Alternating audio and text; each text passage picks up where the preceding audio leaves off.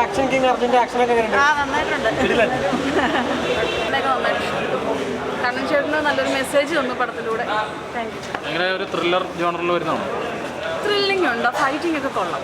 ഇടയ്ക്ക് ഒരു ഇച്ചിരി ലാഗ് വന്നു, എന്നാലും വെരി നൈസ്. അർജുൻ്റെ അഭിനയം കൊള്ളാം, നല്ല കൺസെപ്റ്റ് കൊള്ളായിരുന്നു പടത്തിൻ്റെ, പക്ഷേ സ്റ്റോറി കുറച്ചുകൂടി നന്നാക്കാൻ. സെക്കൻഡ് ഹാഫ് നല്ലൊരു എക്സ്പീരിയൻസ് ആയിരുന്നു. കണ്ണൻ താമരക്കുളം എന്ന സംവിധായകൻ്റെ വ്യത്യസ്തത നിറഞ്ഞൊരു ചിത്രം. ഇന്നത്തെ സമൂഹത്തിൽ ഒറ്റപ്പെട്ട് നടക്കുന്ന ഒരു സംഭവമാണ്.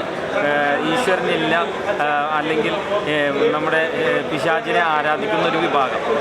തീർച്ചയായിട്ടും നമ്മുടെ സമൂഹത്തിൽ നടക്കുന്ന, നമ്മുടെ കേരളത്തിൽ മാത്രമല്ല അന്യ സംസ്ഥാനങ്ങളിലും ഒരുപാട് കാര്യങ്ങൾ റിപ്പോർട്ട് ചെയ്തിട്ടുണ്ട്. ഇങ്ങനെ പിശാചിനെ ആരാധിക്കുന്ന ആളുകൾ അവർ കാണിക്കുന്ന ഓരോ കാര്യങ്ങൾ അതിൽ വിദ്യാഭ്യാസപരമായിട്ടാണെങ്കിൽ നമ്മൾ നോക്കുമ്പോൾ എന്നാൽ കുറഞ്ഞ ആളുകളല്ല, ഏറ്റവും ഉന്നതിയിൽ വിദ്യാഭ്യാസം നേടിയ ആളുകളാണ് ഇതിൽ പെട്ടിരിക്കുന്നത്. തീർച്ചയായിട്ടും വിഷമകരമായിട്ടുള്ള ഒരു, നമുക്ക് വളരെ സങ്കടം തോന്നുന്ന ഒരു കാര്യമാണത്. ആ ഒരു വിഷയത്തെ തീർച്ചയായിട്ടും കണ്ണൻ താമരക്കുളം എന്ന സംവിധായകൻ നല്ല രീതിയിൽ തന്നെ അവതരിപ്പിച്ചിട്ടുണ്ട്. അഭിനയത്തിൻ്റെ കാര്യത്തിൽ അർജുൻ സർജ, നിക്കി ഗിൽറാണി, ബൈജു സന്തോഷ്, അതേപോലെ ഹരീഷ് പേരാടി, അങ്ങനെ ഒരുപാട് താരങ്ങളുണ്ട്. അവരെല്ലാവരും നല്ല രീതിയിൽ തന്നെ ചെയ്തിട്ടുണ്ട്.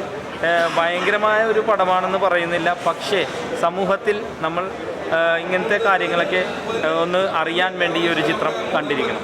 എക്സ്പീരിയൻസ് ഒരു സാത്താൻ സേവ കണ്ടൊരു പ്രകൃതമാണ് കൊച്ചിയിലൊക്കെ നടക്കുന്നതൊക്കെ കേൾക്കുന്നത്. ഇപ്പോൾ ലഹരിയുടെ മയക്കുമരുന്നിൻ്റെ ഒരു എതിരെയായിട്ടുള്ള മെസ്സേജുള്ള സിനിമയാണ്. കാരണം കണ്ണൻ ചേട്ടൻ്റെ പടങ്ങൾ ഞാൻ ശ്രദ്ധിച്ചിട്ടുണ്ട്. ആടുപുലിയാട്ടം കുറച്ചുകൂടി സീരിയസ് ആയിരുന്നു, വരാൽ.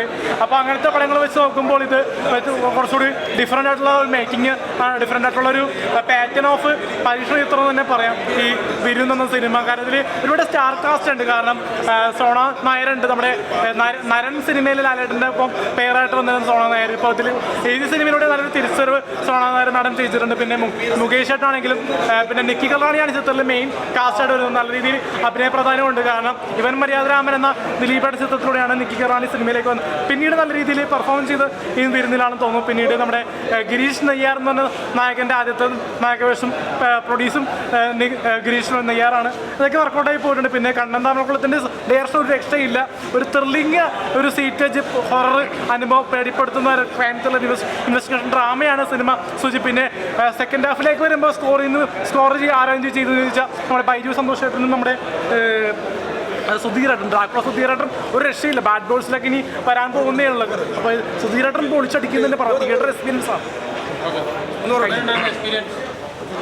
മുത്തൽവനെ കാരണം അറിയാലോ, നമ്മൾ ഒരു കാലഘട്ടം നമ്മൾ സ്കൂളിൽ പഠിക്കുന്ന കാലത്ത് എന്തായിരുന്നു നമ്മൾ അർജുൻ ജെന്റിൽമാൻ, അതൊക്കെ കാണുമ്പോൾ നമുക്ക് ആവേശമാണ്. വീണ്ടും നമ്മുടെ കണ്ണൻ താമരക്കുളം ചേട്ടൻ്റെ സിനിമയിലൂടെ നല്ലൊരു തിരിച്ചുവരവ് വിരുന്നിലൂടെ ഒരുക്കിയിരിക്കുകയാണ്. അതുപോലെ ഇന്ന് സമൂഹത്തിൽ നടക്കുന്ന പല കാര്യങ്ങളും വെട്ടി തുറന്ന് കാണിച്ചിരിക്കുന്ന ഒരു മൂവിയാണ്. എല്ലാവരും കാണേണ്ട ഒരു സബ്ജക്റ്റാണ്. ഇതിലൊരു ഗാനമുണ്ട്, നമ്മുടെ വിനീത് ശ്രീനിവാസൻ ചേട്ടൻ പാടി നല്ല അതിമനോഹര ഒരു പാട്ട് ഇതിനകത്തുണ്ട്.